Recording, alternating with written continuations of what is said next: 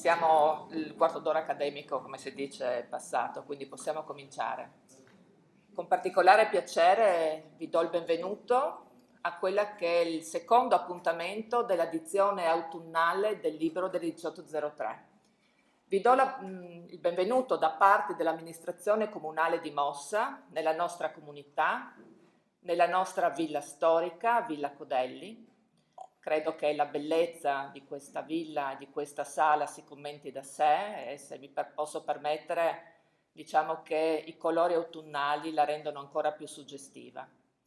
Quindi subito, immediatamente ed d'obbligo è il ringraziamento verso chi ci ospita, quindi la famiglia Turco Codelli, che ve lo dico, proroga di parecchi giorni il suo rientro nella residenza di Udine proprio per permettere questi appuntamenti che si stanno svolgendo ormai di anno in anno da molti anni. Direi che naturalmente è d'obbligo da parte dell'amministrazione comunale anche un ringraziamento per coloro che si spendono, gli organizzatori del libro dei 1803 e che ormai hanno adottato Villa Codelli come appuntamento fuori porta di questa rassegna e ne siamo particolarmente grati perché questo è un appuntamento sempre di grandissima qualità, di approfondimento e sempre molto atteso. Diciamo che la rassegna del libro 1803, ne parlavo prima col presidente Polli, risale oramai al 2008, nasce nel 2008. Il presidente Polli l'ha ideata, l'ha curata, l'ha coccolata, l'ha fatta crescere in tutti questi anni. All'inizio diciamo che c'era una sala dedicata, localizzata proprio nella stazione ferroviaria di Gorizia. Oggi la rassegna si avvale di diverse sale sparse sul territorio, diciamo sia a livello sale pubbliche sia sale private. Ha avuto così l'accortezza di associare a degli appuntamenti in sala anche degli appuntamenti per così dire in viaggio, in movimento con il bus del sabato che permettono a molti di noi di conoscere vaste porzioni del nostro territorio anche a livello transfrontaliero. Preziosa naturalmente la collaborazione col quotidiano Il Piccolo, con i suoi giornalisti che si prestano anche a dialogare molte volte con gli autori nei vari appuntamenti che questa rassegna snocciola di anno in anno. Tutto ciò ha fatto sì che si fidelizzasse un pubblico molto presente, molto attivo e molto numeroso e direi personalmente questo è normale quando si riesce a organizzare delle rassegne e dei programmi di questa levatura. Diciamo che l'appuntamento a Villa Codelli ha sempre seguito, o meglio, il più delle volte ha seguito il format della Lectio Magistralis. È vero, sono stati presentati anche dei romanzi e dei libri, ma diciamo che questa generalmente è la modalità che viene adottata dagli organizzatori per questo appuntamento. Anche quest'oggi abbiamo questo tipo di format e quest'oggi abbiamo non solo il piacere, ma l'onore di ospitare, e lo ringraziamo per aver accettato l'invito da parte degli organizzatori, il dottor Angelo Floramo. Il professore non ha certamente bisogno di grandi presentazioni. Il folto pubblico che c'è qua stamattina dimostra quanto sia conosciuto e quanto sia apprezzato. Quindi mi limiterò a dire che è laureato in storia, che insegna al Magretti di Gemona, che collabora dal 2012 con la Biblioteca Guarneriana di San Daniele del Friuli, che ha scritto numerosi saggi, soprattutto legati al Medioevo, ma anche degli apprezzatissimi romanzi. Quest'oggi si vuole trattare un tema particolarmente rilevante, che è quello dell'indifferenza, dell'essere indifferenti, del chiamarsi fuori, del non partecipare. È un tema quanto mai attuale perché di fatto dovrebbe spingerci a una riflessione, a un'autoriflessione se non altro sul fatto che le cose che accadono non accadono perché qualcuno vuole che accadano, ma perché le masse si chiamano fuori e quindi lasciano fare. Questo certamente non lo dico io, l'ha detto un grande statista, quale è stato Antonio Gramsci, in un j'accuse molto importante nel 1917, quindi in un momento storico particolare, con la prima guerra mondiale che non era ancora finita, in qualche modo accusando la società dell'epoca di questa indifferenza che secondo lui era uno dei mali peggiori della società di allora. Ebbene, se andate a leggere quel j'accuse, direi che si cuce perfettamente anche sulla società di oggi, dopo più di 100 anni, con delle mutate condizioni politiche, economiche, sociali e anche culturali, direi. Eppure tuttora questa realtà sociale tende a nascondersi dietro quella siepe di cui il titolo di questo appuntamento, forse perché è più comodo, forse perché è più difficile in qualche modo essere protagonisti e anche, diciamo, riuscire a essere, interrogarsi sul presente ed essere attivi nel presente. Quindi prendere consapevolezza di ciò è particolarmente prezioso e importante, certamente per le generazioni giovani, perché sono il nostro futuro, ma mi permetto di dire per ognuno di noi che non possiamo chiamarci fuori nel partecipare attivamente, interrogandoci sul presente, sicuramente armati di dialogo, di empatia, di attivismo e di partecipazione. Perché, e qui concludo, con le parole di Liliana Segre, e le leggo testualmente: quando credi che una cosa non ti tocchi, non ti riguardi, allora non c'è limite all'orrore, perché colui che è indifferente è complice. Prego, concludere.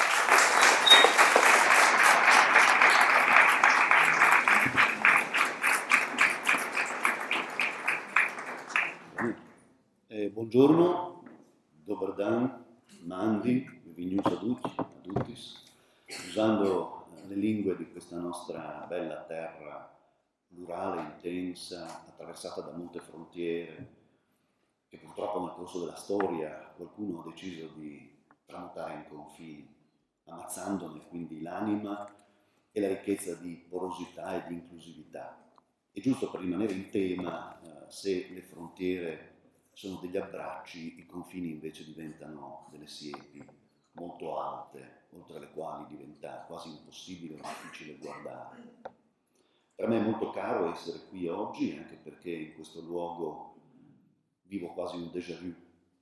Qualche anno fa ci sono venuto per parlare della Prima Guerra Mondiale e ho conosciuto per la prima volta cari amici che poi sarebbero diventati molto importanti nel corso della mia vita, della mia formazione anche personale.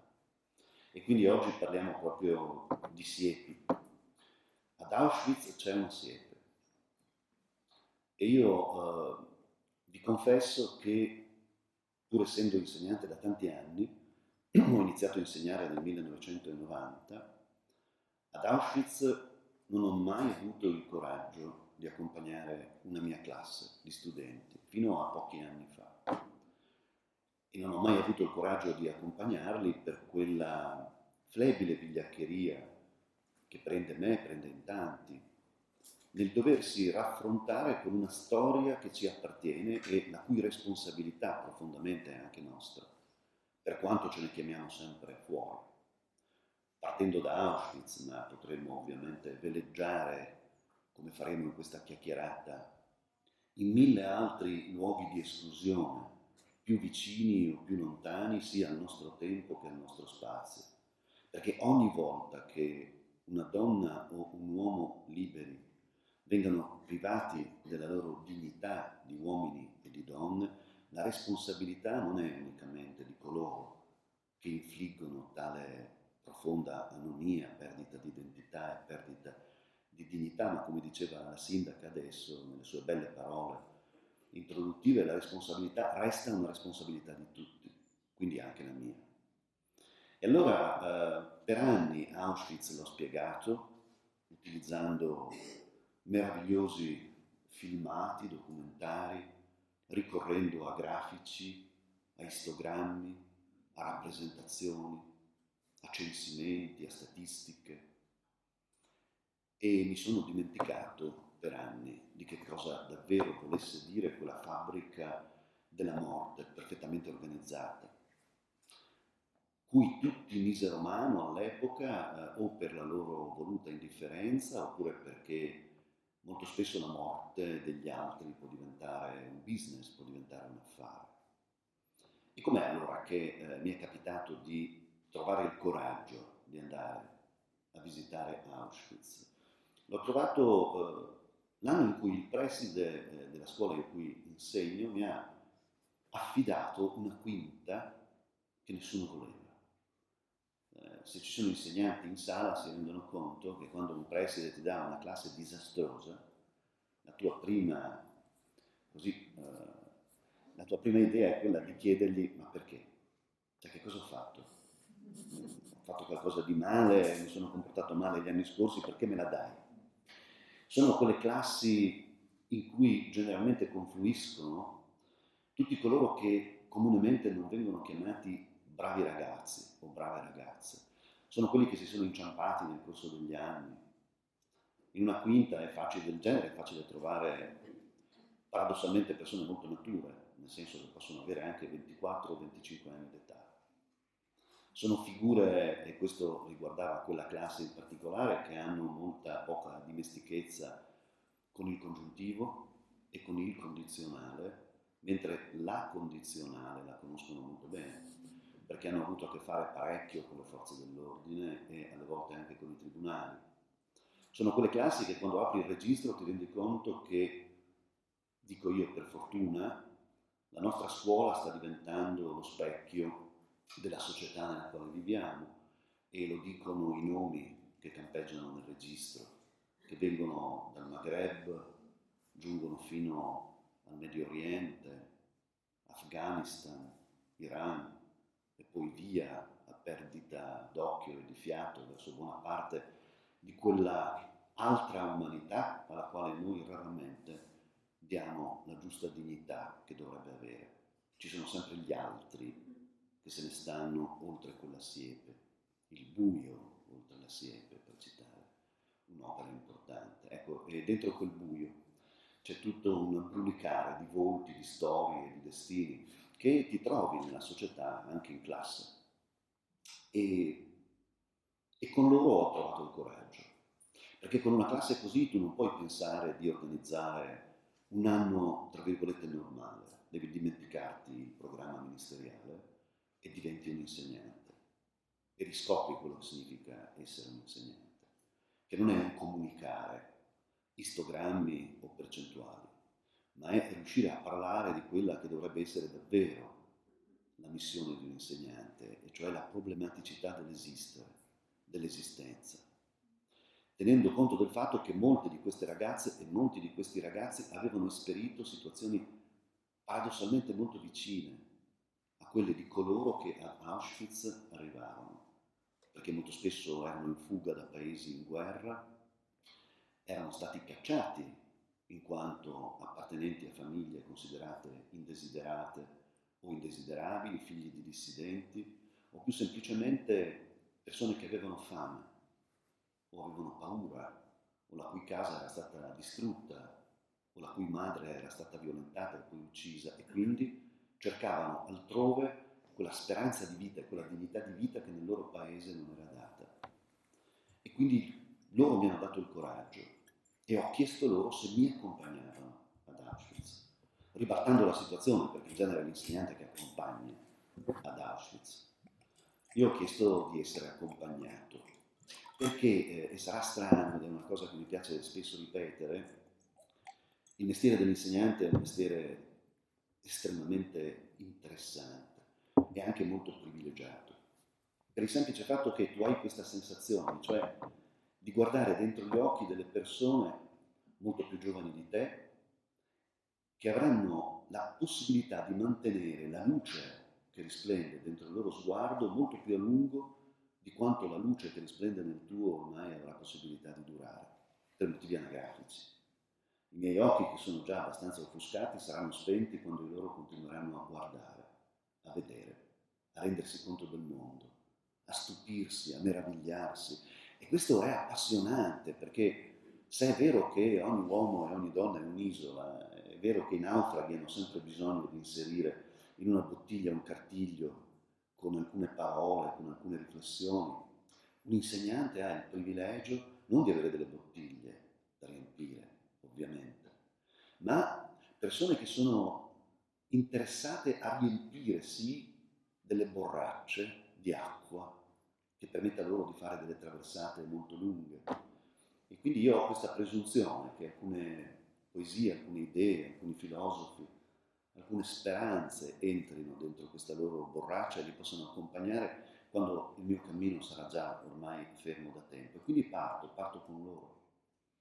E appena arrivati ad Auschwitz, la prima immagine che ci accoglie è un enorme cartello pubblicitario in cui c'è scritto in lingua polacca: benvenuti a Oswiecim, la città dei fiori.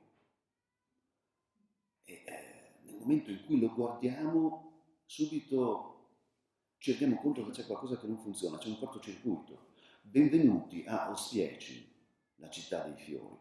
E in questo grande cartello pubblicitario campeggia una mamma bionda, bellissima, con un papà biondo, aitante, che tengono per mano entrambi due bambini biondi, con gli occhi chiari, e camminano su un grande prato, un prato fiorito di un'eterna primavera, e sopra c'è scritto a grandi caratteri cubitali: benvenuti a Oswiecim, la città dei fiori. E tu non puoi fare a meno di tradurre quel Oswiecim, che è nella sua lingua madre, in Auschwitz. Benvenuti ad Auschwitz, la città dei fiori, fa un altro effetto. Benvenuti ad Auschwitz.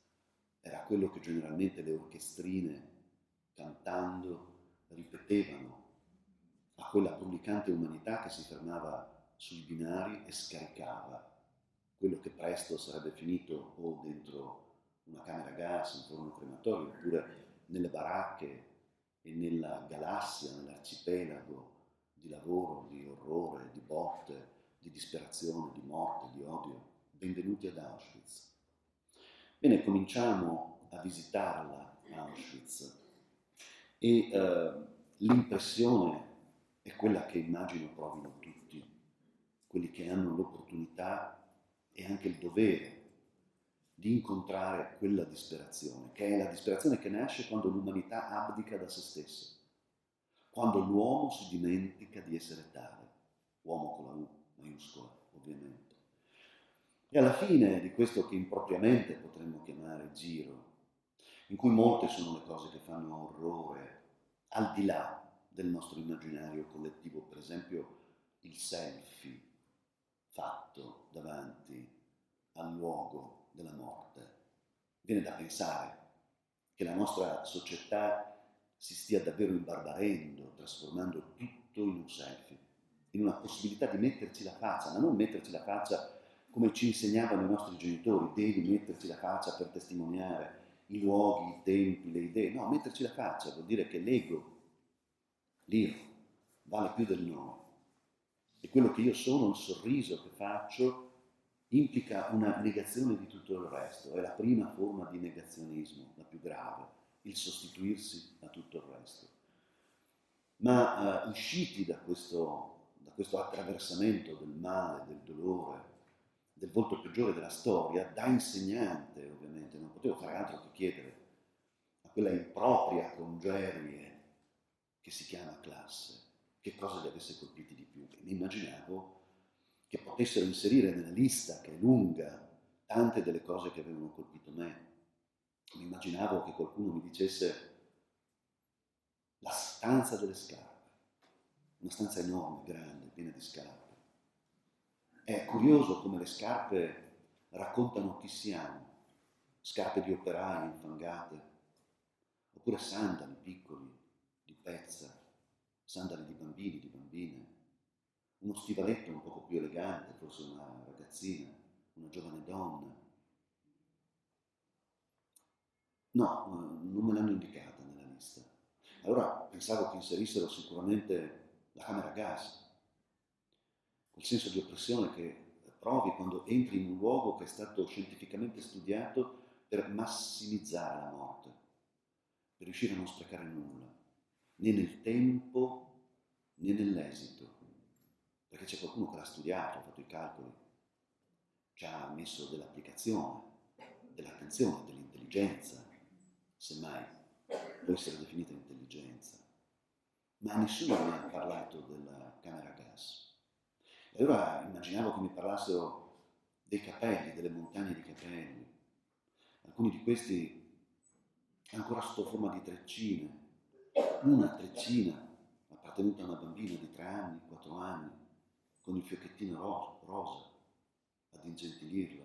Assieme a questo cumulo di capelli, perché in tempo di guerra servono a essere trasformati in tessuti, in imbottiture, in calze, in fibre. Non si butta via niente quando c'è la guerra, quando c'è la fame. Ma neanche quello, e nemmeno i denti d'oro strappati dai morti con le tenaglie da poterli utilizzare. Niente di niente. Io chiedevo e loro non rispondevano, rimanevano muti e cominciavo a dire, ma forse hanno ragione i colleghi a dire che questi ragazzi sono davvero irrecuperabili, ma com'è possibile che non mi dicano niente? E poi mi sono accorto che dietro il loro silenzio, che era profondissimo ed era imbarazzante, c'era il mio imbarazzo. Io continuavo a chiedere e avrei voluto stare zitto come loro.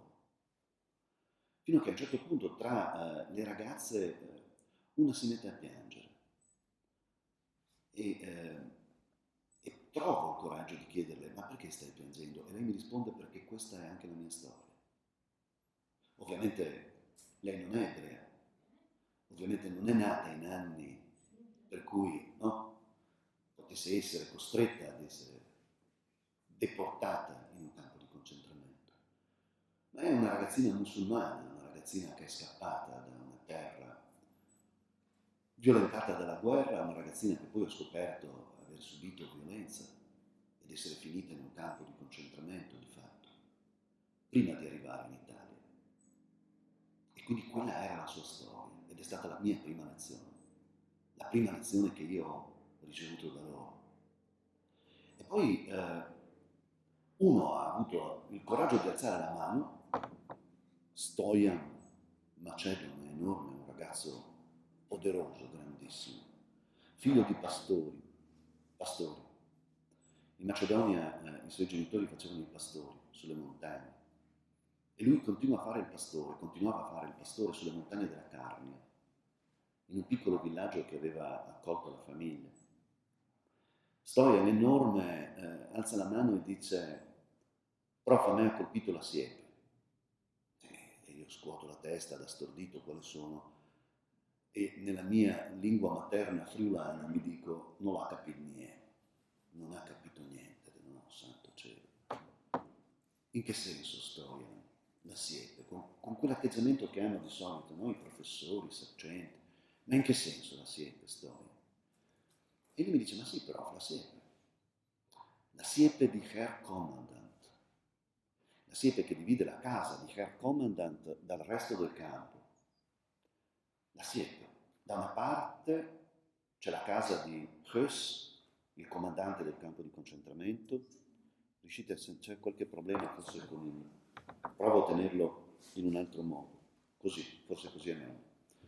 Da una parte c'è la casa di Höss, Herr Commandant, e dall'altra parte c'è Auschwitz. Da questa parte della siepe ci sono ancora i giochi dei bambini di Herr Commandant. C'è un'altalena dove i figli e le figlie giovanissimi di Herr Commandant potevano giocare, perché è giusto ed è sano che i bambini giochino. Che colpa hanno i bambini della tragedia della guerra? Che responsabilità hanno i bambini per quello che accade dall'altra parte della siepe? Ma non è quello che ci chiediamo noi oggi. Ma che responsabilità ha mio figlio, mia figlia, mio nipote per quello che succede nel mondo? non abbiamo il diritto di fargli guardare al di là della siepe. Ed è lo stesso discorso che la famiglia Huss faceva nei confronti dei propri bambini. C'è anche un tavolino dove Frau Huss accoglieva le sue amiche, probabilmente nei giorni di festa, per celebrare i compleanni, per celebrare il Natale, la Pasqua, oppure le accoglieva semplicemente così, una domenica come questa, per chiacchierare insieme, per gustare un tè, una cioccolata calda, mentre il cameriere in guanti bianchi portava i biscottini. Da questa parte della siepe. Dall'altra parte della siepe c'era la morte, la disperazione, il latrato dei cani, il fuoco, il fumo, la cenere, le percosse, le bestemmie, le invettive, la morte, tutto quello che noi possiamo inserire in quello che purtroppo è diventato l'immaginario collettivo che ci appartiene di Auschwitz e di tutto ciò che Auschwitz rappresenta. Prof, mi ha colpito di più la siepe. Seconda grande lezione, quella che ti fa venire il groppo nella gola, perché cominci a credere che sei tu a non aver mai capito niente di Auschwitz e probabilmente della storia e probabilmente della vita, ma la terza lezione, la più grande, me la dà sempre lui, Stojan, il pastore, quando mi mette una manona di quelle sue possenti sulla spalla e mi dice: e la tua siepe, prof, quanto è alta la tua siepe? E io che cosa posso rispondergli? Se non fare una cosa che mi è connaturata, che faccio sempre, che ho fatto anche in questi 2 maledetti anni di pandemia, quando ci consigliavano di non farlo, perché sono fisico, non nel senso che ho studiato la fisica, ma perché sono una persona che crede nella fisicità. Io l'ho abbracciato Stojan, gli ho detto: Piccio, te sono già promosso, non ti dai problemi. Cioè l'esame di maturità l'hai già fatto a me, l'esame di maturità. E probabilmente non sarei mai stato promosso io se tu non mi avessi spiegato che ciascuno di noi ha una siepe. Ed è una domanda che io oggi vi rivolgo come dono domenicale, e non abbiatemene per questo, perché da quando Stojan mi ha insegnato che anche la mia siepe è alta ed è profonda nella prospettiva ed è folta, ho fatto dei sogni meno tranquilli, ma ben vengano, no, i sogni meno tranquilli. Se è vero che il sonno della ragione genera i mostri che stanno dall'altra parte della siepe in realtà sono quelli che vivono dentro di noi e che alle volte alimentiamo e coccoliamo e nutriamo perché ci fanno molto comodo quei mostri e non dobbiamo mai assopirci. Quanto è alta la vostra siepe? Quanto siamo capaci di guardarci attraverso o guardarci al di là? Perché è un momento. Basta dire non mi compete. Oppure quel pensiero, che è anche un pensiero nobile, no? Tenere i putei fuori dal mondo, i bambini fuori dalle disgrazie del mondo. Quando Eichmann diede al giudice che lo aveva, al pubblico ministero israeliano che lo aveva condannato a morte, in quel processo, che è un processo non soltanto chiaramente al Terzo Reich, ma a ogni forma di facile obbedienza. Da quel momento in poi, come disse Don Milani, nessuno potrà più dire ho solo obbedito agli ordini. E l'obbedienza non è più una virtù, come ebbe a dire Don Milani, prete dissidente di Barbiana, no? Che ben conosciamo. Eichmann consegnò una lettera al pubblico ministero che lo aveva inchiodato alle proprie responsabilità, dicendo, piangendo: è una lettera per i miei figli. Non è giusto che bambini così piccoli perdano un padre. È giusto che ricevano le mie ultime parole, la mia ultima benedizione, la mia ultima volontà. E il giudice rispose: ma, signor Eichmann, lei di bambini ne ha fatti morire a migliaia. E la risposta di Eichmann in quel momento fu: vabbè, ma erano ebrei. Cioè vuol dire, ma erano altri da me, erano altri da noi, non avevano la nostra carica d'affetto, non erano considerati persone.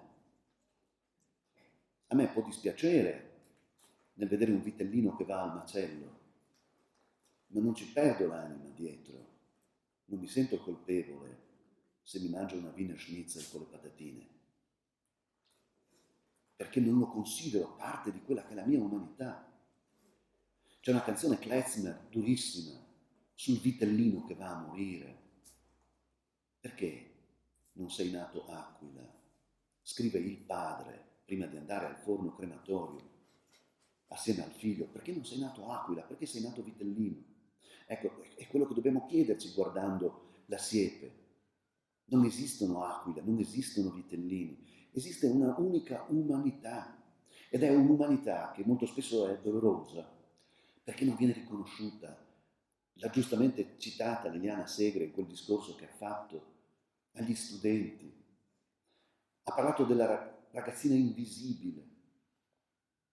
Ci sono degli invisibili che ci passano accanto e che noi non vediamo per quanto i nostri occhi li incrocino, non li tocchiamo per quanto i nostri corpi si sfiorino, perché sono invisibili perché per noi non esistono. Io sono diventata invisibile dal momento in cui, disse Liliana Segre, nel 1938 mi impedirono di andare a scuola. E allora io ribalto il discorso e mi chiedo, ma e tutto il resto? Tutte le altre persone, i compagni di banco, o i colleghi delle maestre che venivano cacciate o dei professori che non potevano andare in cattedra, la gente comune che non trovava più nell'ufficio postale quell'ufficiale postale. Dove sono andati? Dopo la promulgazione di quelle leggi razziali non a caso anticipate da Trieste nel 1938, città di frontiera come Gorizia, espressione tangibile del fatto che tutte le radici del mondo possono convivere perché hanno la dignità e la bellezza della policromia di un mosaico che è bello soltanto quando ha colori e forme che si diversificano, se no diventa uniforme. Un'altra parola interessante. Se no diventa divisa. Uniforme e divisa vogliono dire la stessa cosa, eppure sono così diversi nel loro concetto. Indossala questa uniforme, tu sarai uniforme a tutti quelli che stanno di qua e potrai riconoscere quelli che hanno una divisa di colore diverso, e proprio perché sono uniformemente diversi da te, sono da te divisi, uniforme e divisa.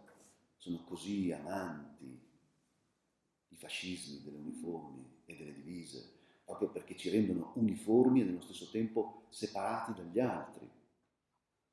E Liliana Segre si considerava invisibile proprio per questo.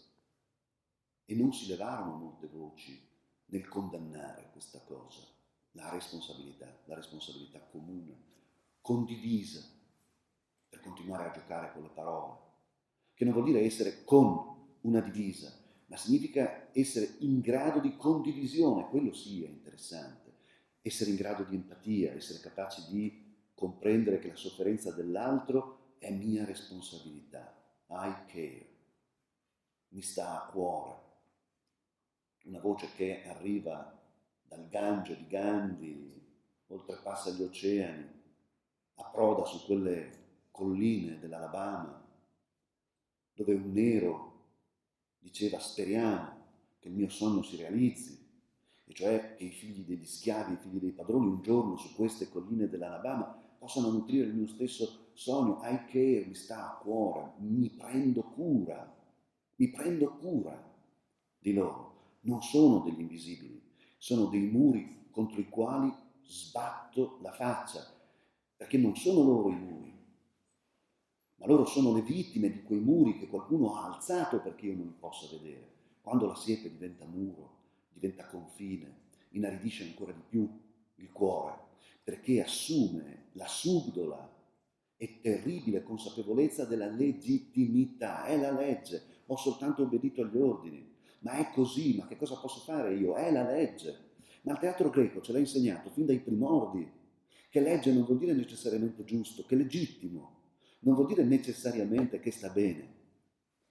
Perché una piccola donna come Antigone, di fronte alla legge sbagliata di Creonte, può dire che ci sono delle leggi che sono più profonde delle leggi della polis, che è il nostro cuore la polis, è ciò che ci fa prestare il servizio per il bene della comunità, la polis, è ciò che ci fa credere che siamo unica, senziente comunità che si autodetermina, che si dà le leggi e che crede, proprio per il fatto di darsi le leggi, di non essere più barbara o bestiale. E Antigone, piccolissima donna, dice: non è vero, non è vero, anche la polis si può fondare su delle leggi sbagliate e io disobbedisco.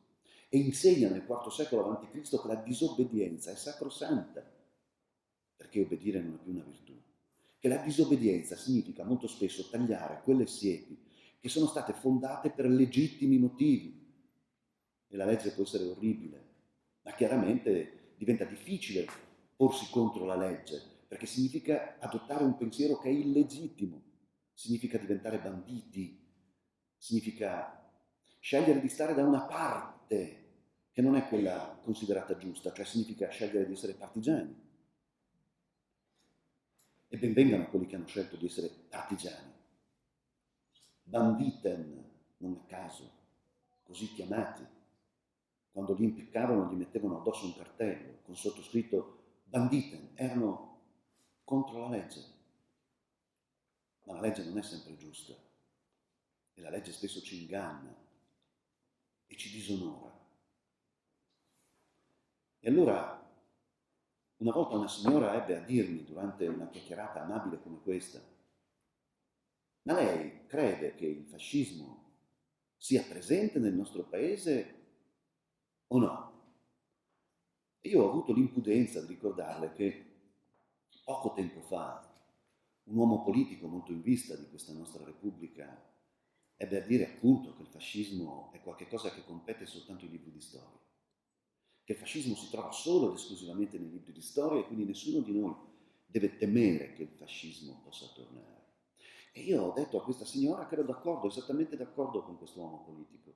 Anch'io da storico, sono profondamente convinto che il fascismo in Italia non possa tornare, per il semplice fatto che non se n'è andato via mai. È sempre rimasto qui, è profondo, ha radici profondissime nel nostro paese, purtroppo non nel nostro paese soltanto, il fascismo.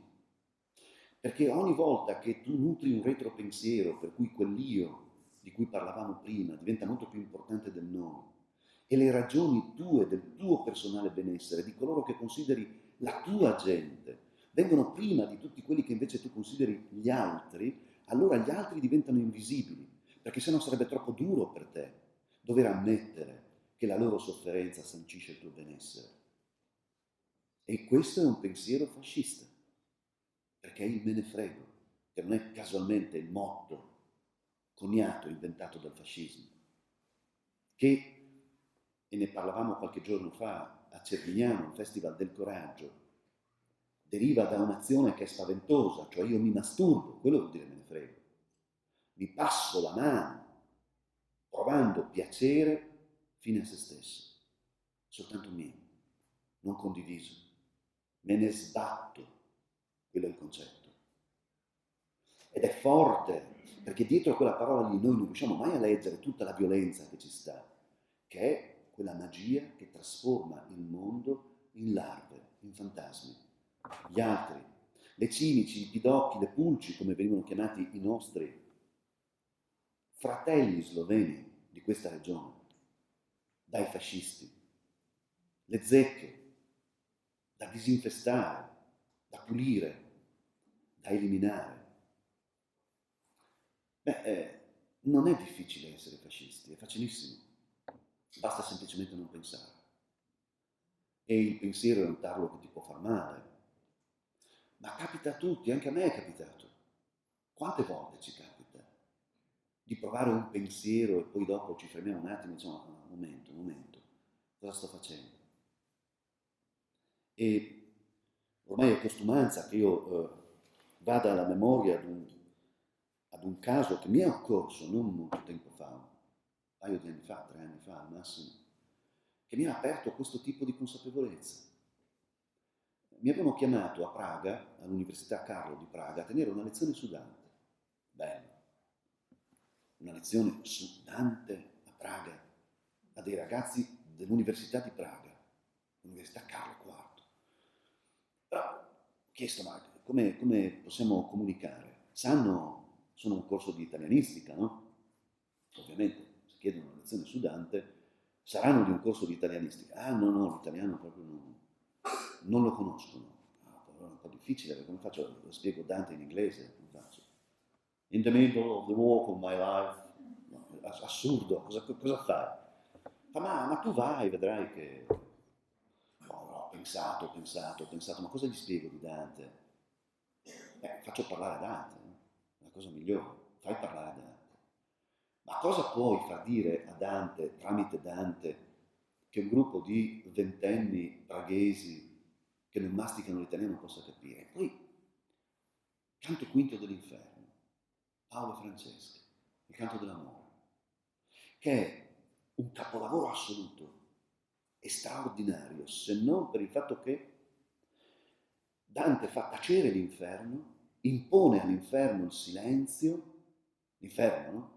Che è rumore, bestemmia, grido, terremoti, lampi coruschi, demoni che planano, bestemmie infinite. No, Dante fa tacere tutto questo come se fosse un abile regista, schiocca le dita, tutto si ferma per farci sentire il suono di un bacio. Quando Francesca, che essendo donna e quindi avendo intelletto d'amore, come tutte le donne, dice Dante, che sono capaci, che siete capaci di avere intelletto d'amore, di leggere dentro le cose, e quindi molto migliori di noi che non ne siamo capaci.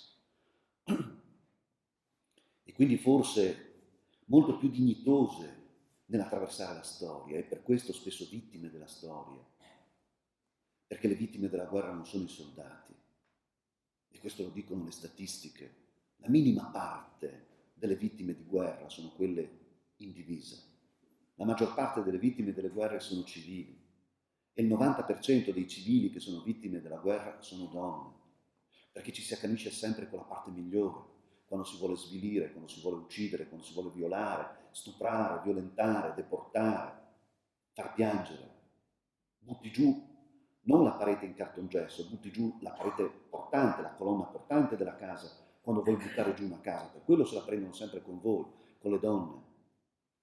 Non il sesso debole, il sesso potente, la parte migliore di ogni consapevolezza di sé, voi donne che avete intelletto d'amore, che leggete dentro le cose. E Francesca fa tacere l'inferno, perché l'inferno se ne sta zitto per ascoltare la bocca mi basciò.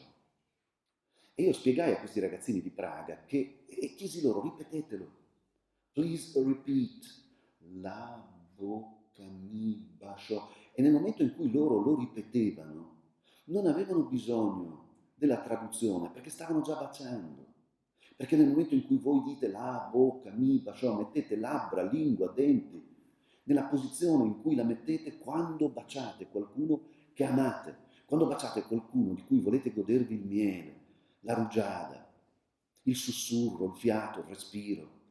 Volete ubriacarvi dei suoi occhi, di quello che sta sotto le sue ciglia. Volete, come dice Lucrezio, che il vostro corpo diventi il suo corpo, perché siate un corpo solo, un'anima sola davvero, prima e malgrado qualsiasi santificazione posticcia del matrimonio.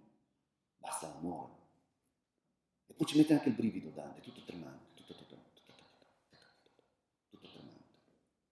E l'hanno capito così bene quei ragazzi che a un certo punto in ultima fila qualcuno ha cominciato a sperimentarlo e io sono stato felice nel vedere che erano d'accordo con me. E quindi poi sono partito, ho preso il treno delle 22.05 a Vienna, con la coincidenza, e quando il treno delle 22.05 a Vienna ha cominciato a sussultare i suoi primi brividi, che non erano quelli di Dante, ma sferaglianti, e che mi avrebbero portato a Gemona alle 6:30 di mattina in tempo, per una veloce sciacquata nel bagno di un'osteria vicino alla scuola, che mi conosce molto bene, in quanto buona parte del mio stipendio lì finisce, e arrivare in classe per fare la lezione. No? Ma in quell'istante, quando il treno comincia a muoversi, entrano nel compartimento dove io mi trovo 5 ragazzini. Chiamarli ragazzini è difficile perché è vero che la loro età andava tra i 12 e i 17 anni, ma erano vecchi, erano invecchiati. Era come se la vita e il tempo, come in quei film terribili di fantascienza, avesse tolto loro, prosciugato loro tutto quel verde che è tipico di quell'età lì, avevano gli occhi spenti. Se sorridevano, era un abbozzo di sorriso, era quasi una sorta di grido d'aiuto, no? Come per dire, io ti sorrido ma tu mi tieni, mi accogli, non mi dici niente. È ovvio che erano minori non accompagnati, si chiamano così, in questa fredda definizione che noi che stiamo da questa parte della siepe troviamo per qualsiasi cosa. Abbiamo sempre l'etichetta giusta, no? Minori non accompagnati. È come nei libri di storia, 95%, il 75%, ma che cosa c'è lì dietro? Facce, occhi, pianti. Beh, i loro. Credo che avessero asciugato già tutte le lacrime perché gli occhi non piangevano. Le scarpe nemmeno ce l'avevano più, avevano dei piedi incrostati di sangue, di fango, ma se vieni a piedi da quella che si chiama la via balcanica, che cosa pretendi di avere? O che cosa pensi di avere? I vestiti non ve li racconto neanche, se si potessero mai chiamare dei vestiti, e la puzza. Ah, cosa disgustosa. Come ha pensato il mio compagno di compartimento, che a un certo momento chiude il giornale molto stizzito e se ne va via. Ma io, per quella curiosità che mi prende sempre, non me ne vado. E poi sono figlio di profughi. Anche mio padre è arrivato così. Ha fatto un pezzetto di quella strada lì. Veniva additato come uno che puzzava, come uno che aveva i porocci, uno con cui non starci accanto. Quando io vedo un clandestino, un profugo, un disperato, anche se ha dai 12 ai 17 anni, io vedo la faccia di mio padre, quello che era mio padre. Identico, non c'è nessuna differenza. E allora è inevitabile cercare di parlare con loro. Poi volete mettere, ho spiegato Dante a dei ragazzi dell'Università di Praga, volete che non riesca a comunicare con dei ragazzini dai 12 ai 17 anni? Mi sono detto, durissimo. Ancora una volta sono loro a dare lezioni. Uno, per cercare di dialogare, tira fuori dalla tasca un fazzoletto, impropriamente un fazzoletto, uno straccio, una garza, non so che cosa fosse, completamente macchiato, mucillaginoso, non oso neanche pensarci adesso. E lo apre e dentro ci sono 2 mentine. Una la stacca a fatica e me la dà. Allora, sul momento, anche no, grazie. Ma come fai a dire di no? Perché nel momento in cui la siepe ti cade, perché io ho avuto Stojan come professore, non so se è importante Stojan nella mia vita, nel momento in cui uno ti dà metà di tutto quello che ha, gli dici di no. Perché in quel momento quel ragazzino di 12 anni mi stava dando metà di quello che aveva. E io realizzo, per fortuna, in una frazione di secondo, che io non sono mai stato generoso come lui. Io non ho mai dato metà di quello che avevo, ma neanche al mio più caro amico quando viene a casa. Una coda di soppressa, un po' di formaggio, 2 tagli di teran, va bene, ma non è che gli dia metà della mia casa, se no vai a sentirla la moglie, mica per altro. E allora me la mangio quella caramella. E lui mi sorride, finalmente mi sorride. Avevamo trovato la grammatica, una grammatica su di una caramellina condivisa. E si addormenta su di me. D'altronde ho anche delle forme che sono confacenti e anche abbastanza morbide.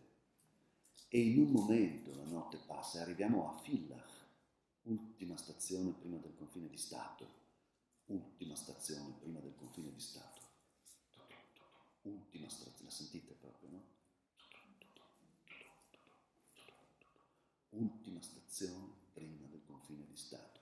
E il treno si ferma sferragliando con il freno. Si aprono le porte ed entrano uomini in divisa. Sono i poliziotti austriaci di Villach che sono i poliziotti italiani di Tarvisi, con i cani lupo. Il compartimento diventa una giostra, ma non una giostra divertente, e neanche una giostra divertita, diventa una giostra di pazzia, di dolore, di paura. Schizzano da tutte le parti, scappa, ma dove scappi?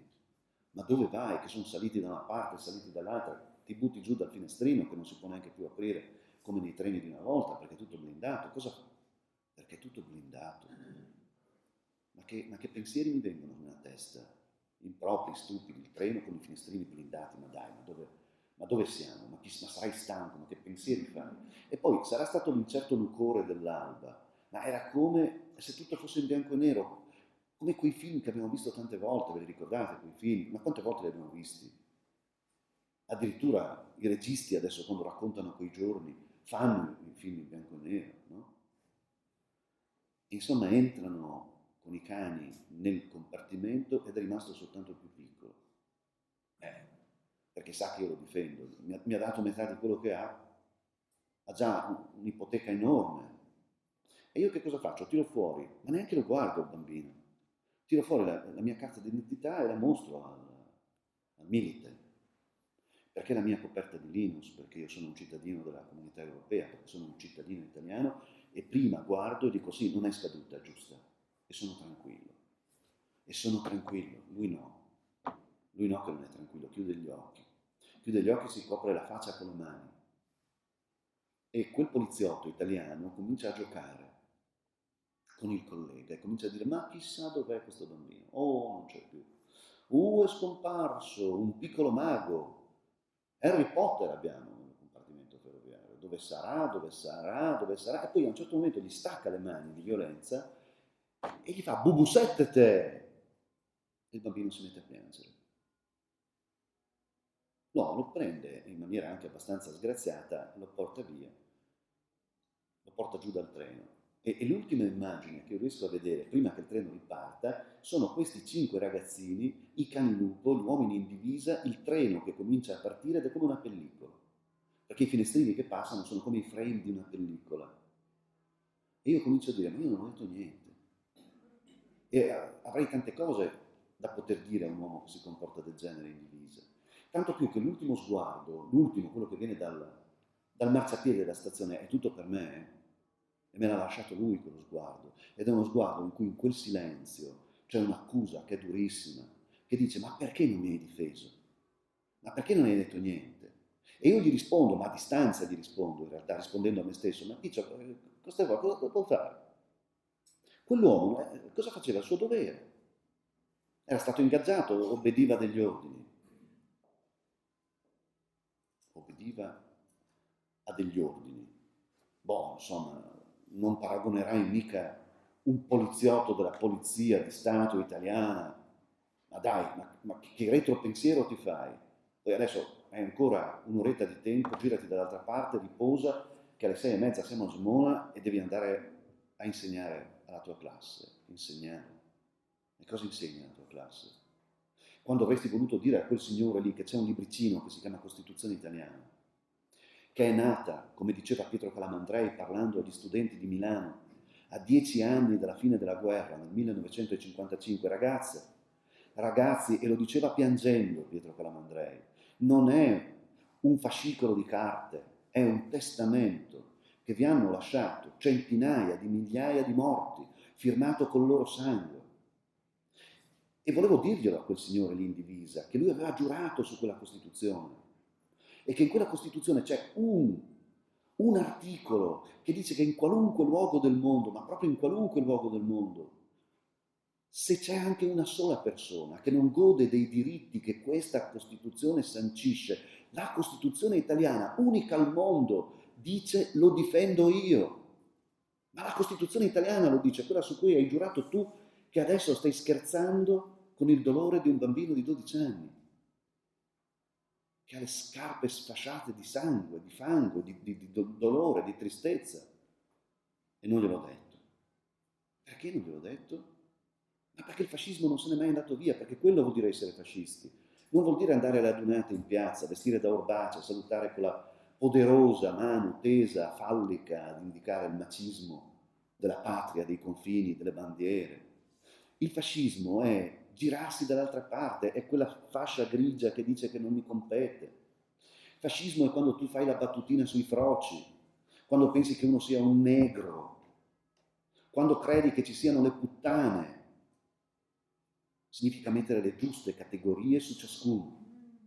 Significa avere la consapevolezza che chiunque possa essere classificato e classificare il primo censimento, che porta generalmente da una parte sola, io e poi tutti gli altri, io e noi e poi tutti gli altri. Questo è un Natale, quando io stappavo la mia ribolla gialla, legittimamente, con le persone che amo. A poca distanza da qui, una bambina moriva di freddo. Nel confine tra la Croazia e la Slovenia, moriva di freddo. Quello è ciò che si agita oltre la siepe, oggi.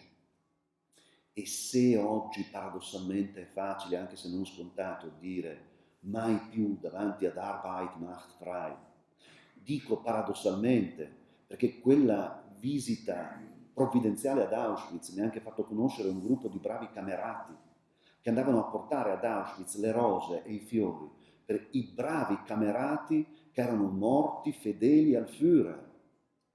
Quindi non è scontato, neanche oggi, dire mai più sotto Arbeit macht frei. Però è facile, nessuno ti fa niente, a me non avrebbero fatto niente nel dirlo, mai più. Ma è difficile dire mai più sul bordo del mare Mediterraneo, che è diventato una necropoli di disperazione. È lì difficile dire mai più. È difficile dire mai più sulla via balcanica. Brave quelle donne, soprattutto donne che a Trieste ministrano la minestra. Minestra deriva da questo, e chiudo. La minestra ha un nome antico, deriva da ministrare, cioè vuol dire farsi servi. Il ministero in latino non serve. Quelle siorette che davanti alla stazione di Trieste, in ginocchio di fronte a quei Cristi, che forse sono gli unici ad avere la dignità di essere chiamati Cristi, sanguinati, inchiodati dalla nostra indifferenza, diventano servitrici di quell'umanità sofferente e ministrano la minestra e fanno una cosa splendida. Io credo che siano egoiste quelle signore e per questo ogni tanto provo un atto di rabbia nei loro confronti. Sono egoiste perché loro riescono ad essere umane e io no, non sempre. Loro ce la fanno. Perché ogni volta che noi facciamo del male a qualcuno, ogni volta che lo disprezziamo, che lo calpestiamo, che lo chiudiamo dall'altra parte della siepe, paradossalmente non è a lui che facciamo del male o a lei, siamo noi che abdichiamo dalla nostra umanità, siamo noi che perdiamo l'umanità. Quanto è alta la vostra siepe? La mia, almeno così. Io vi ringrazio per aver condiviso questa specie di intima confessione. Come diceva il grande poeta francese che amava gli impiccati, perché dietro ogni impiccato c'è un disperato che è uguale a me, fratelli umani, sorelle umane, che come me andate per il mondo. Cerchiamo di essere sodali nell'umanità, altrimenti avremo perso tutto, anche il domani. Grazie.